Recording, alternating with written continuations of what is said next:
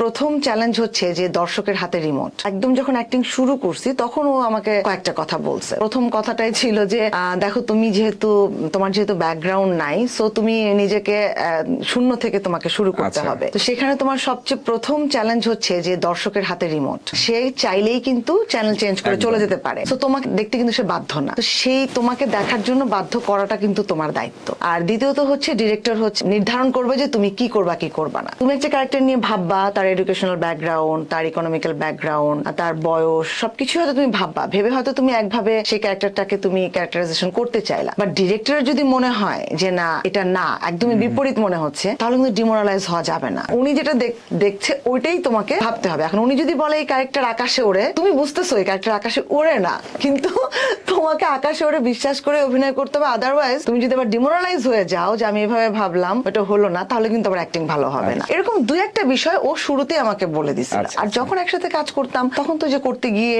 Rehearsal যখন করতাম তখন হয়তো দুই একটা ব্যাপার হয়তো বলে দিত, যেটা এভাবে ডেলিভারি না দিয়ে চাইলে এভাবে দিতে পারো, আমার মনে হয় মিনিংটা তখন আরো বেশি ইয়ে হবে।